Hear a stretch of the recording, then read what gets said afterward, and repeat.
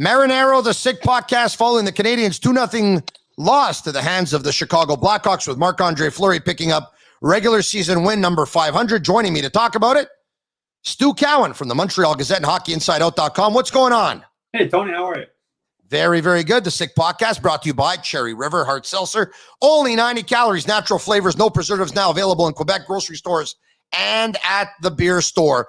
Stu, we're going to get to the Canadiens, but before we do, very quickly, Marc-Andre Fleury is an elite company with Martin Brodeur at 691, Patrick Roy at 551, Fleury at 500.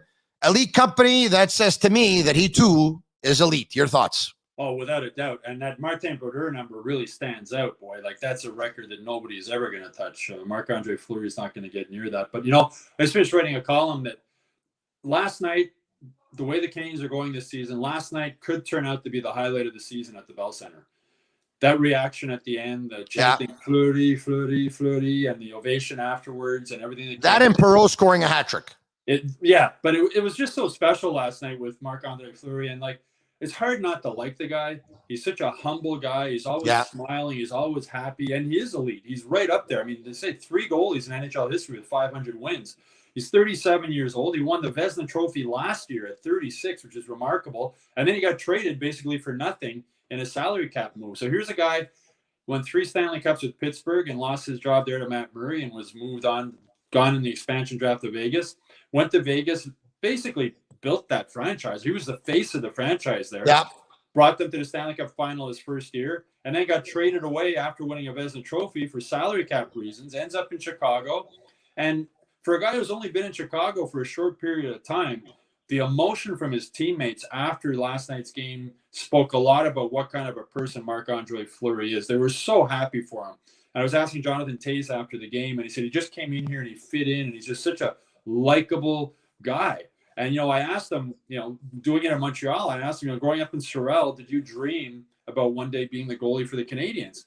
And he said, the NHL was too big of a dream for me. He says, I never thought I'd be good enough to play there, which is remarkable considering he was one of only 3 goalies in NHL history to be drafted number 1 overall at the NHL draft. And he said he never really believed he could play in the NHL until after he got drafted and he started practicing with the Penguins and he realized he could stop NHL shooters. So it just speaks to how humble he is. Yeah. And in this day and age, there's not a lot of humble superstars in sports out there, and it's nice to see a guy like him, what happened last night. And the reaction from the fans was really special. That was a really nice Montreal moment. I'm a big fan of his. Hard not to be, like you talked about. I mean, hasn't always been good for him. There's been a lot of ups. There's been a lot of downs. He's battled through adversity. He's a champion in my eyes for sure. 3 Stanley Cups. He's going to the Hall of Fame. Good for him. Okay, now let's move on and talk about the Canadiens. As you know, I accepted a long time ago what's happening this season. I thought they'd have a really, really bad season all the way back into camp. I didn't think they'd be the second worst team in the National Hockey League, but I thought they would miss the playoffs. I thought they wouldn't be very good. I didn't think they would be this bad. I'm okay with everything. For me, the more they lose, the better it is, the better a chance they have of finishing last overall. And if you finish last overall, you have a better chance of winning the lottery and getting the number 1 pick, which is what I think this franchise desperately needs at this point in time, is to have the number 1 pick and draft Shane Wright. Having said all of that, there's some things that bother me. Can you please explain to me, unless they're trying to shop him, because unless they're trying to trade him, what Jonathan Drouin has done to get the free pass and to get all the minutes he gets? Well, he has a long relationship with Dominic Ducharme, going back to their junior days. And Dominic Ducharme obviously has a soft spot for Jonathan Drouin. I think that's obvious. And, you know, when Dominic Ducharme first took over as coach of the Canadiens, he gave Jonathan every opportunity to succeed, and then eventually dropped him down a line, dropped him down another line, dropped him down another line. And now with all the injuries, I guess it's sort of harder to do that.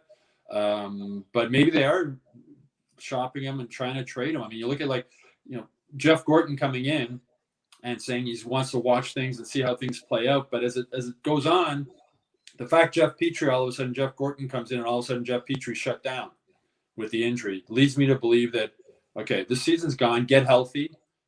Show that you can play decent in case we want to move you. And just things like that. And with Jonathan Drouin, maybe they are. I agree with you 100%. Maybe they are trying. Maybe they are playing Jonathan Drouin, hoping they can move him. I mean, you look at the contracts in that. You would think he might be a guy Jeff Gorton wants to move, and Jeff Gorton has no personal connection to Jonathan Drouin. It was Marc Bergevin who went out and got him, and it's Dominic Ducharme with a personal relationship. So it'd be easier for Gorton to make that move. And leaving the Bell Center last night, I saw Jeff Gorton walk by. And I was thinking, man, I wonder what's going through his head after watching that game last night. That's 20 out of 28 games this season. The Canadiens have scored 2 goals or less. Like that's just horrible. I mean, yeah, no, you're right about that. Losing, but it's painful to watch. It's boring. Stu, because of their contracts and their age, Price would be the first one I'd want to move. Petrie would be the second one I'd want to move. And I know this one would hurt, but Gallagher would be the third one I'd want to move. And look, as much as it would hurt, I think you owe it to all those 3 guys to put them on a contending team, to give them a chance to win a Stanley Cup, because neither of them have won it. Now, having said all that, I would not bring Drouin back when his contract is up at the end of next season, but I'd actually keep him for the rest of the season, because you need players on your team. Fans need to come to see somebody. I keep him until next season, and when his value's at his highest, I'd let him go. And you know what? I know this sounds crazy, but I'll say it anyway. I actually think if you're going the rebuilding route, he actually helps with the tank, because I think he hurts the team. He's a liability. Jonathan Drouin's been around the NHL long enough that I think he is who he is. He'll look good for a few games. He'll disappear for a few games. The work ethic just, it's not there still. Well, you know what it is, Tony? I've said this before. I might have said it on with you, but I know I've told other people. I think hockey came so easy to Jonathan as a kid. I think he was just so naturally talented. He would just go out there and play, and he was the best player on the ice. And then you get to the NHL, and I honestly think he thinks he's working hard. I don't think he's ever really had to work hard, because his talent was so good. Can I tell you something? What's that? We do different jobs, he and I, and obviously you and I are almost in the same line of work. I mean, you write about sports and talk about sports, and I talk about sports and all that stuff. When I look in the mirror every day, I know if I gave everything I had that day at the office, at the radio station, or on the podcast, I know. And it's called professional pride. And if he looks in the mirror and he says to himself that he's working as hard as he can, then he's lying to himself. I'm sorry, because everyone knows, even if you know a little bit about hockey, everyone knows that he doesn't work very hard, or he actually pretends to work. I had a real good view of him the other night. I was sitting in the 6th row, and it's not good when you watch it live. He is very good at getting there just that split second too late to get the puck or get the hit, making it look like he's. I know where you're going with that, Tony. We see it. We watch it. The coaches see it. But then you see the natural ability that he has, and he set up the goal the other night, come over the blue line, a beautiful pass, the vision. But it's just, in the NHL, it's all about consistency, right? That successful players are consistent. We're talking about Marc-Andre Fleury before. Why 500 wins? Because he's consistent. Of course. So, and Jonathan Drouin just hasn't had that consistency in the NHL, and it's so important. And that's what coaches really want. Guys are going to have good games and bad games, but you want that consistent work ethic. Brendan Gallagher is not scoring; he's still working his butt off. And we're seeing so many of these guys come up from Laval, the Mike Pizzettas of the world. They work hard. Ryan Paling's working hard when he's on the ice. He's giving everything he has. And I'm okay with Pizzetta being here, because at the end of the day, he goes on the 4th line. He works hard, and Pizzetta doesn't have a ceiling. But I'll tell you what, a guy like Caulfield, a guy like Romanov, a guy like even Jesse Ylonen have a certain ceiling, some higher than others. Can you tell me what Dominic Ducharme is doing that they call up Ylonen and he plays him 7 minutes on the 4th line? Yeah. Like, is this a joke, or what's a waste? I mean, he did have him on the power play out early, which was good to see. But again, I mean, Dominic Ducharme might still be coaching to save his job and trying to win and thinking that he has a better chance to win with his veterans. Most coaches feel that way, right? They trust their veterans. We're talking about. I hear you, but they told him his job is safe. They did, but is this job safe? I can't see Dominic Ducharme coming back after this season, right? I can't see him returning next season with the Canadiens. Whoever the new GM is going to want his new coach. Ducharme's only making $1.7 million a year the next 2 seasons. I could see him. I could see him coming back, and I'll tell you why. I'd be surprised. Well, listen, it wouldn't shock me if they would get rid of him. Don't get me wrong. The reason why I could see him coming back is because usually when a new GM comes in, they take about a year to try and put their stamp on the team before they start bringing in their people. So it wouldn't surprise me if he does another year, and it wouldn't surprise me if they replace him in the offseason, because the Canadiens are on pace for the worst season of their franchise history. The concern is, though, Tony, with that is there's too many games this season that haven't showed up. I mean, the last 3 games they've competed, part of that is probably because they got so many guys from Laval who don't know how much longer they're going to be in the NHL, and this might be their only chance, and they're busting their butts trying to give everything they have. But before all the injuries, they weren't showing up game after game. And that, to me, is on the coach. Fair enough. But what if you're going for a rebuild? What if Jeff Gordon is going for a rebuild? He probably wouldn't mind if for another year and a half, guys don't show up. But you don't want to lose not showing up. Like the way they're losing the last 3 games, you can live with that. All these AHL guys working hard and losing by a goal or 2 goals, and you can live with that. But when the main guys weren't, and I've said this before, I mean, if they did want to make a coaching change right now, it's a very simple solution. You make Luke Richardson the interim head coach until the end of the season. Players love him. As Ben Sherratt said, we'll skate through a wall from everybody. I wouldn't do that, Stu. You want to know why? Well, what if it has an electroshock and they win games? The worst thing that could happen to them. Well, and they're not keep losing. They're not going to do it because that's going to create a whole new language controversy for Jeff Molson. Remember Randy Cunninworth. They're not going to put a unilingual anglophone in as a head coach on a full-time basis. Still remember when Claude Julien had his heart attack in the bubble playoffs 2 seasons ago, and when they announced Kirk Muller was going to take over as interim head coach, before they announced it, they apologized for Kirk Muller not being able to speak French, even though the head coach was in the hospital after having a heart attack or having a heart issue. So that's not going to happen. So Ducharme is going to play there the rest of the season, and it's up to Gordon, I think, to mandate that he plays the young guys, because Ducharme still, and don't forget, Ducharme, if he's losing his job here, he still wants to get another job in the NHL, and that record, his regular season record, is just horrible.